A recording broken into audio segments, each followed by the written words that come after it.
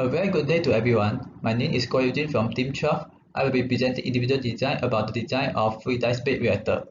This is the overview of the presentation, which consists of introduction, operating principle, chemical design, mechanical drawing, control and safety, and lastly is equipment specification sheet.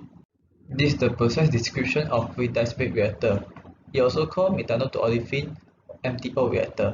It carries out catalytic reaction for preparing light olefins such as propylene and ethylene from pure methanol. It is an alternative technology to replace the conventional methods such as steam cracking and fluid catalytic cracking units that using crude oil as the main stock. This is the chemical reaction that happens in the fluid bed reactor. The reaction can be called dehydration as water molecule has been removed. This is the operating principle of fluid bed reactor. Based on the graph, as the gas velocity is gradually increased, the pressure also increases, and the particles slowly begin to move and become suspended in the fluid once the operating velocity is greater than the fluidized velocity. Fluidized beds are used to describe the state of completely suspended particle. The inlet gas that passes through the bed of catalyst will behave as the fluid. Based on the graph, from point A to point B it is fixed bed, while from point B to point C is fluidized bed. So once the operating velocity is greater than fluidized velocity, the bed height is increasing. This is due to the increasing of void fraction simultaneously.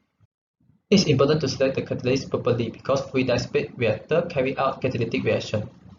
A17MJ0131 is chosen as catalyst in the fluidized bed reactor because it has excellent catalytic efficiency in the MTO reaction as compared to A17M5. Moreover, it has greater selectivity for ethene and propene than the A17M5. Besides that, the production cost of A17MJ0131 is much more cheaper than A17M5. Not only that, A17MJ0131 catalyst has higher thermal stability and longer lifespan. There is only one drawback of using A17MJ0131 catalyst, which is rapid catalyst deactivation. In this mechanical design, stainless steel 304 is used to construct fluidized bed reactor because it can prevent the corrosion by the inlet reactant methanol gas that contains dissolved oxygen. Besides that, it has the ability of high temperature resistance and able to withstand the temperature up to 870 degrees, which is suitable for the operating condition of the fluidized bed reactor. In this mechanical design, the most suitable head enclosure is ellipsoidal head because it is the most cost-effective closure.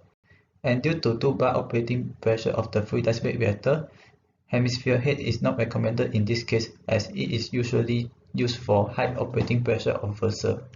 This cooling jacket design, the cooling medium used is cooling water because it is cheap, abundant, and non-toxic.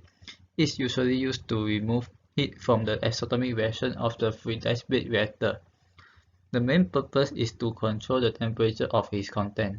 Perforated plate is used as gas distributor plate in the fluidized bed reactor because it has excellent reactant catalyst mixing, quick reaction, and enable even gas distribution that tend to have an uniform reaction. Whereas for the skirt support, straight cylindrical skirt support is used because it's usually used to support vertical cylindrical vessel. Besides that, it also can minimize the local stress at the point of attachment, and the direct load is uniformly distributed over the entire circumference. This is the mechanical drawing of fluidized bed reactor. This is the reactor at minimum fluidized velocity. This is the reactor at operating velocity. As the operating velocity of 1.75 meter per second is greater than the minimum fluidized velocity of 0.15 meter per second, the bed is said to be fluidized, and the bed height is expected to expand to this level, and this is due to the increasing of void fraction. Due to the rapid deactivation of catalyst, the catalyst must be continuously added to the fluidized bed reactor. The main objective of process control is to allow manufacturers to maintain a process at a desired operating condition.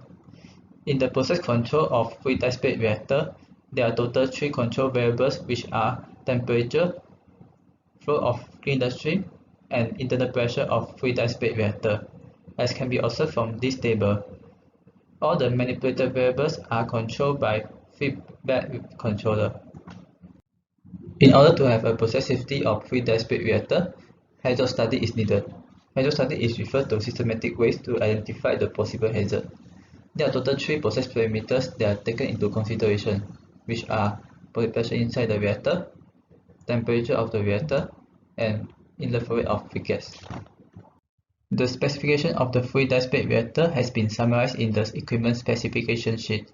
According to the equipment specification sheet, it consists of operating conditions, catalyst, shell specification, gas distributor plate, head enclosure, reactor support, cooling jacket design, and finally is base ring and anchor bolts. Thanks for watching.